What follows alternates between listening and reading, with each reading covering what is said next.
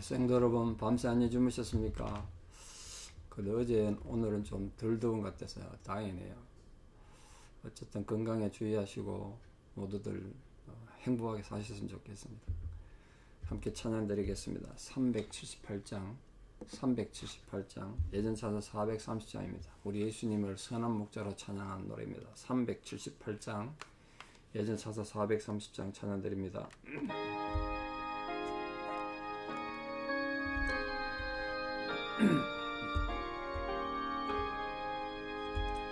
내 선한 목자 양 먹이시는 곳 저방초동산은 참 편한데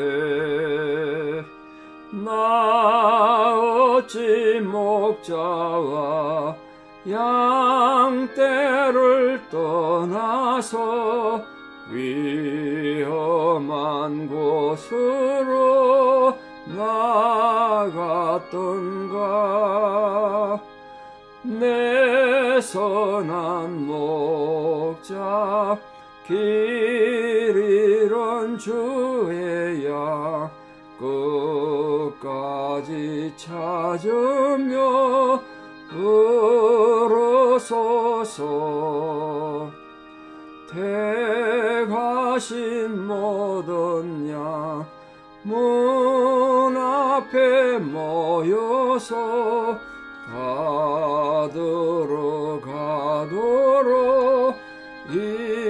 이끄소서. 내 선한 목자 날 인도하시고 주 따라가는 법 널 가르쳐 또다시 죄악에 빠지지 않도록 주 내 가운데 날 두소서.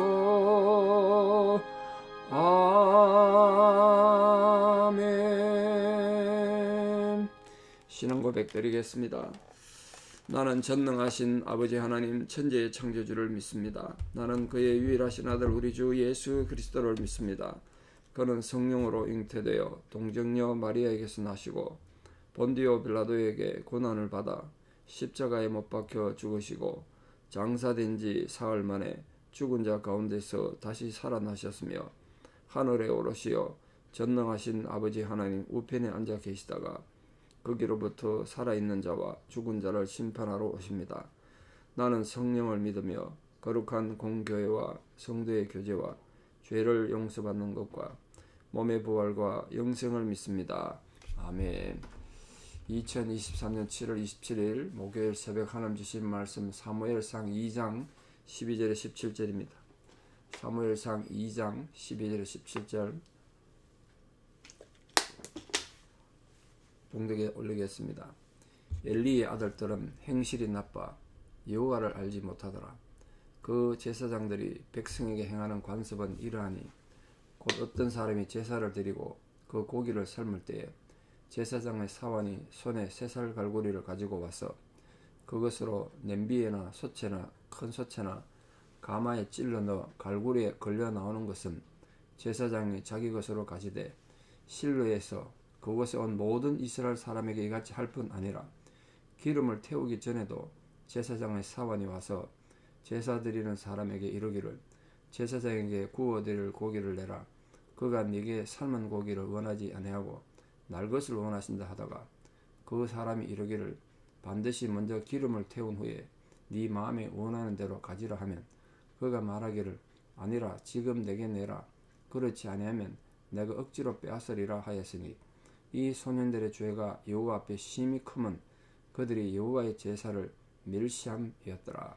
아멘. 인간의 악함이 어디까지인가 생각될 정도로 성경에 기록된 정말 대표적인 악행이 아닌가 생각합니다. 우리 흔히 하늘이 무섭지 않냐 이런 말 하지 않습니까? 악을 행하는 사람 보고 너 하늘이 무섭지 않냐? 그렇게 말하는데 오늘 엘리의 두 아들 홈리와 비나스는 정말 하늘이 두렵지 않은 사람이었습니다. 사람이 하늘이 두렵지 않으면 뭐 세상에 무서울 게 있겠습니까? 겁날 것 있겠습니까? 그래서 우리 신앙인들이, 성도님들이 우리가 늘 조심하고 겸손하고 또 온유할 필요가 있는 건, 예수 믿는 사람이 하나님을 두려워하지 않게 되면요, 세상 사람보다 더 악한 일을 해요. 엘리 아들들이 그게 대표적인 경우예요. 몸은 높아 제사장입니다. 일반 성도들과 일반 백성들과 다르게 하나님을 제사하는 제사장이면 하나님을 더 섬기고 더 사랑하고 하나님을 더 경외하고 두려워할 줄 알아야 되지 않겠습니까? 그런데 그 제사장이라는 자들이 이 하나님 두려워하는 줄 모르게 되니까 얼마나 악을 행하는지 참 고민이죠. 우리 뭐 지금 목사에게만 해당되는 게 아니라, 목사는 당연히 거기에 해당돼서 조심하고 또 조심해야 되겠지만 모든 성도들이 해당되는 거예요. 여러분 성경 좀 몰라도 괜찮고요. 여러분이 재능이 없어 주님 위해서 뭐 특별히 사역을 못해도 괜찮습니다. 중요한 건 하나님 무수하는 마음 잃지 않으면 돼요. 여러분 마음에 하나님 경외하는 마음 사라지면 세상에 우리 신앙인이 그보다 악한 존재가 없어요. 특별히 하나님 앞에 우리가 바로 서 있지 않으면 우리가 가진 것이 귀한 것일수록 인간의 타락이 심해지더라고요. 제가 그 군대에 옛날에 설교하러 많이 다녔었는데요. 그 군인들한테 가서 내가 이렇게 설교했어요. 하여튼 기억이 나는데요. 낙엽이 썩으면 그 나무가 자라는데 거름이 돼서 비료가 된다. 근데 고등어가 썩으면 정말 악취가 난다. 그게 영양가가 있는 거기 때문에 그렇다. 여러분들이 이 군인 생활, 군대 3년 썩는다고 생각하지 말고 낙엽처럼 거름이 되는 시기가 되게 해라. 뭐 그렇게 얘기를 했는데요. 우리 성도님들 마찬가지입니다. 신앙은 너무 중요하고 우리가 알고 있는 말씀이 너무 중요하기 때문에 이게 썩으면 더 악취가 나고 더 하나님의 이렇게 악을 행해요. 오늘 엘리의 아들들은 행실이 나쁘다 이렇게 표현했는데, 그 행실이 나쁘다라고 우리 한글 성경 번역했습니다만 이 헬라어 원문의 뜻이 심각해요. 문자적으로 번역하면 벨리알의 아들들이다 이런 뜻이거든. 엘리의 아들들은 벨리알의 아들들이다. 벨리알은 사탄 아닙니까? 사탄? 그걸 우리는 그냥 행실이 나쁘다 이렇게 번역했을 뿐이에요. 제사장인데, 하나님이 가장 사랑하는 자로 세운 제사장인데 벨리알의 아들들이 됐다는 거예요. 그 벨리알 아들들이라는 상징적으로 성경에 많이 쓰이는데, 깡패 같은 자들, 비류 자식들을 한다. 비류한 자들, 또 배도자들, 하나님 도를 배신한 배교자들, 또는 불량배 이런 뜻으로 쓰이는데, 엘리 아들들이 벨리알의 아들들이 했다는 거예요. 이들이 몸은 높아 제사장으로서 하나님을 섬기며 성전 봉사를 맡았는데도 불구하고 하나님 앞에 영광을 돌리는 게 아니라 하나님을 무시한 악행을 오늘 본문에 보다시피 너무 크게 저질렀어요. 그러니까 오늘날도 뭐 그런 일이 있지 않겠습니까? 하나님 두려워하지 않으면 뭐 주의 교회 안에서도 별짓을 다 한다니까. 아무리 악한 짓을 해요. 그럼 일어나잖아요.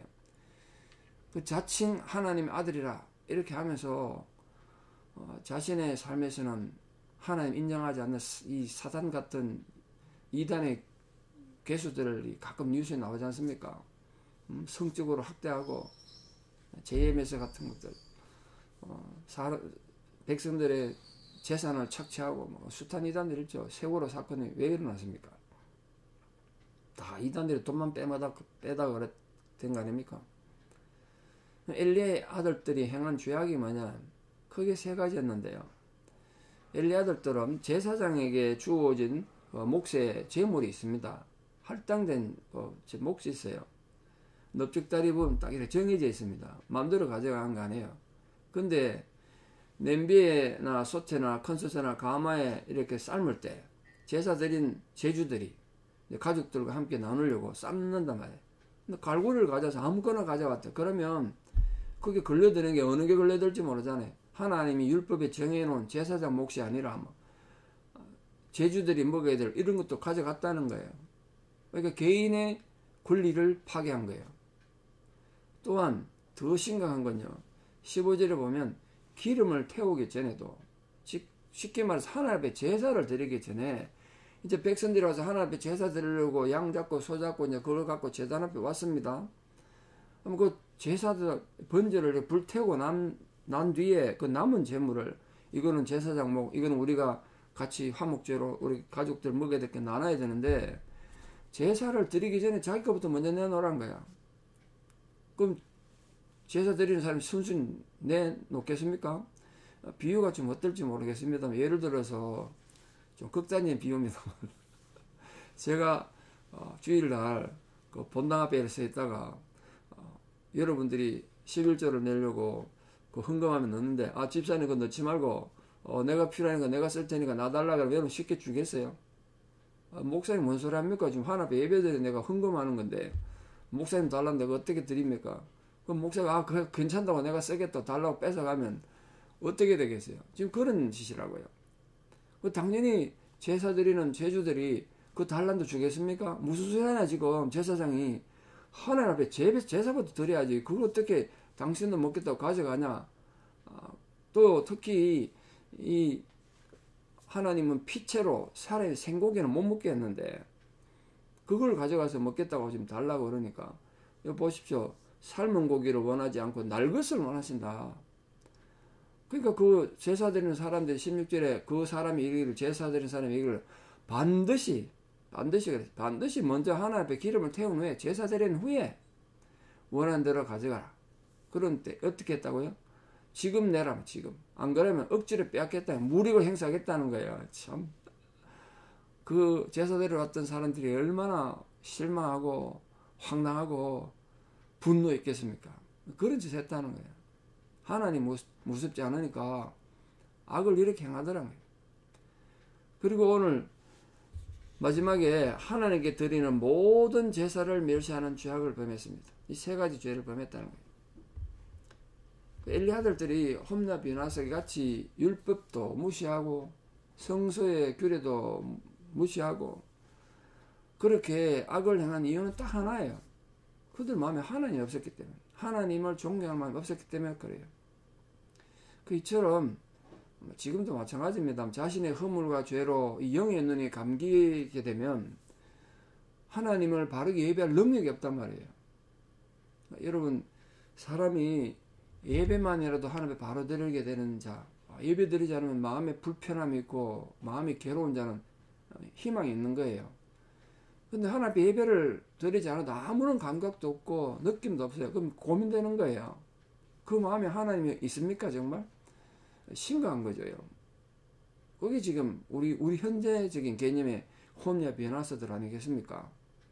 여러분 예배를 깨뜨리고 예배를 무시하는 거 조심하십시오. 그 지금 하나님 앞에 예배 드리는 거잖아요. 근데 우리 그 마음이 없으니까 뭐 드리도 그만 안 드려도 그만 예배를 무시하게 되죠. 그 옛날 홈야 비나서가 제사를 무시한 거나 현대인들이 예배 무시하는 거랑 똑같습니다. 주의하셔야죠. 마지막 결론은 17절에 보니까 이 소년들의 죄가 여호와 앞에 심히 크다. 이렇게 이 소년들은 앞에 나오는 사환들이나 이런 사람이 말하는 게 아니고요. 이 제사장들 말하면 엘리의 두 아들도 홈리와 비나스를 말해 소년으로 표현했어요. 철없는 애들은 뜻이죠. 철없는 애들. 제사장은 그렇게 불렀어요. 그들의 무모하고 교만한 범죄행위가 여호와 앞에 이렇게 컸다. 그걸 말하는 겁니다. 그 이유는 백성들로 하여금 하나님께 드리는 제물을 경멸하게 했잖아요. 자, 백성들 입장에서 보세요. 아니 제사장이 하나님 제물한테 저렇게 대하네? 그러면 하나님의 제사 드리는 게 별거 아닌가 보다. 우리도 마음대로 해도 되겠네. 이런 생각 들지 않겠습니까? 우리도 뭐 급하니까 배도 고프고 하니까 제사 좀 이따 드리고 우리끼리 먼저 제물을 먹자 이랬을 거란 말이에요. 제사장은 그렇게 뻔을 보였으니까. 결과적으로 이 두 사람의 악행이 백성들 마음에서 하나님에 대한 제사도 우습게 만들고 하나님에 드리는 제물도 이게 소중한 것이 아니잖아요. 가서 뺏길 건데 뭐 아무리 소중하면 뭐예요. 그러니까 대충 아무렇게나 하는 거죠. 예배를 막 함부로 뭐 하게 하는 그런 잘못을 번져나가겠다는 게 큰 죄죠. 어떤 이유에서든 하나님이 정하신 법도와 제도를 나쁘게 생각하는 건 큰 죄예요. 지금도 마찬가지예요. 하나님 정하신 제도는요. 불편하고 힘들어도 그걸 지켜야 돼요. 하나님 것이니까 우리 하나님 명예를 생각해서 그래야 되는 거예요. 그러면 그렇게 백성들하고 그렇게 만드는 제사장 저는 더 크겠죠. 오늘 본문이 좀 부담스러운 내용입니다만, 그럼 우리 여기서 또 교훈을 얻습니다. 거꾸로 생각하시면 돼요. 하나님 나라에 하여금 예배를 존중하고 예배를 소중히 여기는 자가 되게 하여 주시옵소서. 그렇게 제물 드리는 거잖아요. 내가 하나님을 경외한 자로 살기 원합니다. 내가 아무리 불리한 상황에서도 어떤 형편에서도 하나님의 명예와 하나님의 영광을 먼저 생각하는 자들이 되게 하여 주시옵소서. 하나님 그렇게 말씀하셨어요. 나를 존중히 여긴 자를 나도 존중히 여기고 나를 멸시하는 자를 나도 멸시할 것이다. 우리 모든 성도님들이 하나님을 존중히 여김으로써 하나님께서 여러분을 존중히 여겨주시고 이 세상 위에 높이 드시는 그런 거룩한 백성들 다 되시기를 진심으로 축원합니다. 기도드리겠습니다. 아버지 하나님, 오늘도 우리가 귀한 하루에 생명을 주시고 주님 앞에 예배자로 부르신 은혜를 감사드립니다. 주의 위로와 사랑이 우리 모든 성도님들에게 함께 해주시고 오늘 이 혼미와 비나스의 악행을 통해서 우리가 교훈을 얻어 하나님 경외하는 마음, 하나님의 예배를 거룩히 여기는 마음으로 살아가는 모든 성도들 되게 도와주시기를 간절히 기도드립니다. 우리 성도들 마음에 진실로 하나님을 우습게 여기지 않고 하나님을 함부로 하지 않는 겸손하고도 진실된 마음, 그런 믿음을 허락해 주셔서 무엇보다 모든 삶에 앞서서 하나님을 먼저 생각하고 하나님 영광을 생각하는 자들 되게 도와주시옵소서. 무엇보다 예배를 우습게 여기는 일이 없도록 우리 성도들 마음에 예배의 정신이 바로 살아있어서 주께서 말씀하신 바와 같이 나를 존중히 여기는 자를 나도 존중히 여기겠다. 그 이름을 세상 위에 드러내겠다 하셨던 그 놀란 약속이 우리 모든 성도님들에게 부어지는 은혜가 있게 하여 주시옵소서. 오늘도 병상에서 하나님 위로를 구하는 자들의 부르짖는 기도에 귀히 열어주시고 오늘 특별히 암으로 수술하는 우리 성도님 그 여정에 이 새벽에 이제 병원으로 출발할 텐데 그 걸음부터 떠나는 걸음부터 그 모든 여정에 주님의 보호하심이 함께하여 주시옵소서.